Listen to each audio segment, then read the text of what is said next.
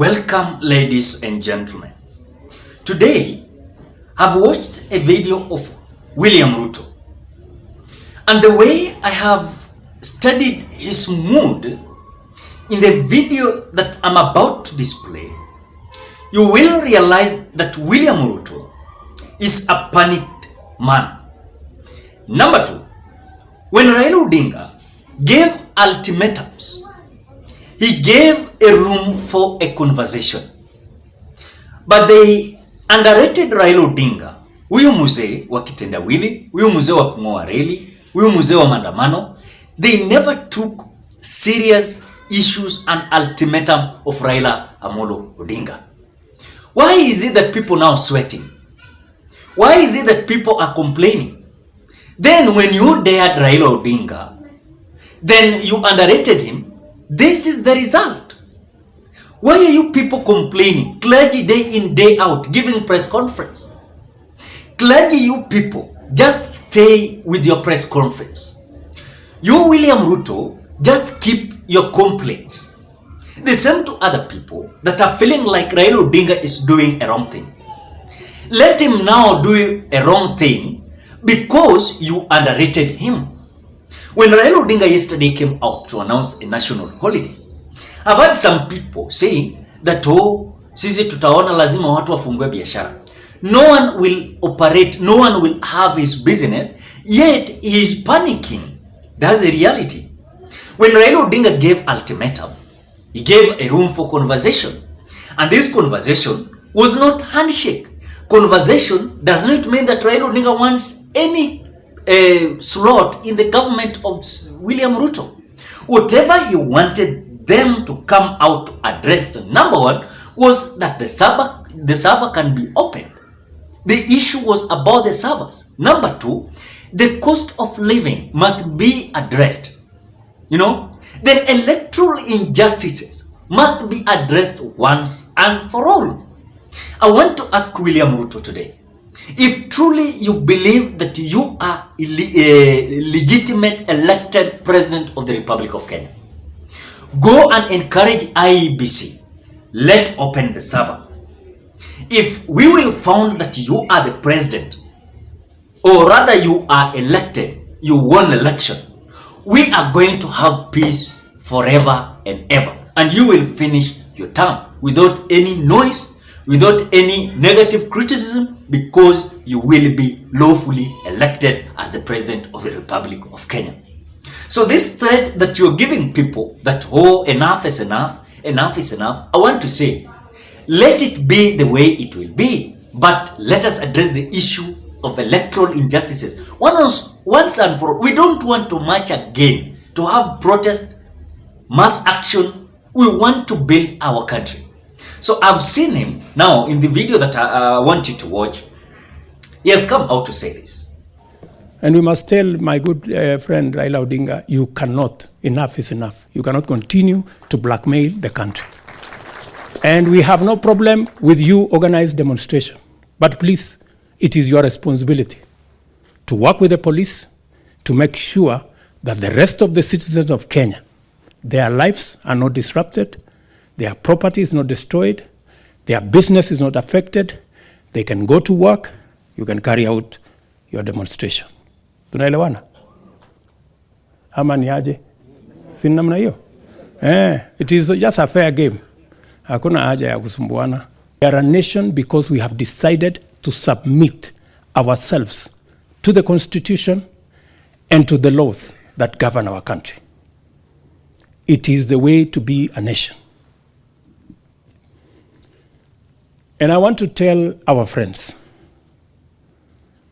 my elder brother, Mr. Raila Odinga, we cannot have two sets of laws in Kenya. It's not possible. We have one constitution, we have one set of laws established by the people of Kenya, laws passed by the representatives of the people of Kenya in Parliament. You cannot tell us that you have another set of laws that you make in your mind and pass in your thoughts, and you want to tell us that you are above the law, that you do not recognize our constitution, that you do not recognize the laws of Kenya, that you are above the law, you have your own set of laws that you have made as an individual. Number two, you cannot tell us, while the rest of us abide by the Constitution, respect the laws of Kenya, and faithfully submit to the authority of the Constitution and the laws of Kenya.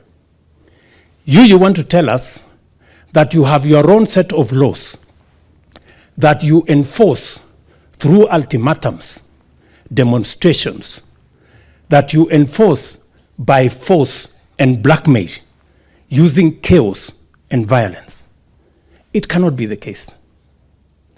Number three, you cannot tell us that while the rest of us submit to the authority of the Constitution, the institutions set up by the Constitution of Kenya, you want to tell us you have your own sets of laws where elections are decided by nameless, faceless ghosts in the name of whistleblowers, and that unless and until we submit to what the nameless and faceless ghosts have said, you are going to threaten us, you are going to blackmail us, you are going to organize demonstrations, you are going to cause violence, you are going to cause chaos. It cannot be the case, my friend. Number four, you cannot tell us that while the rest of us agree to submit, all Kenyans, all the people of Kenya, submit to the Constitution and the rule of law, you are telling us you are above the law, you have your own sets of laws, and that unless we submit to you and your sets of laws, you are going to threaten the country. You are going to organize demonstrations. You are going to organize chaos. You are going to plan violence so that the whole lot of us can submit to your authority on the basis of blackmail, on the basis of threats of violence. My friend, you are insulting the collective intelligence of the people of Kenya. And it is not right. Sasa huyu mungwana ametuambia anatupangia maandamano. Na anatuambia ati itakuwa maandamano ya amani. Sasa mimi nataka nimuulize, bwana mkubwa, wewe ulipanga mapinduzi ya serikali ya Kenya. Wakenya wengi wakapoteza maisha yao. Damu ikamwagika Kenya. Wewe umepanga kwa miaka 40 mambo ya maandamano. Fujo imetokea. Watu wamepoteza maisha. Watu wameharibiwa mali. Kumetokea fujo katika taifa letu kwa mambo yako ya maandamano. Leo unatuambia ati utapanga maandamano ya amani. Tunangojea hii maandamano ya amani tuone kutoka kwa huyu jamaa ambaye hajawahi kupanga hata siku moja maandamano ya amani.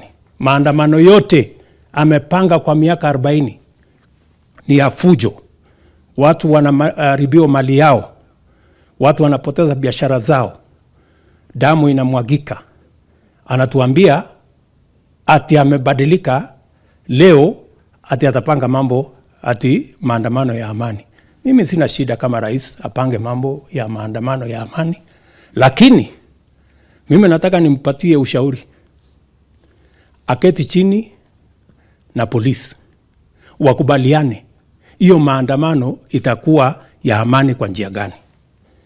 Asije akaharibu mali ya watu, asije akaharibu amani Kenya, asije akamwaga damu tena vile amezoea, kwa sababu we are shortly going to tell him enough is enough.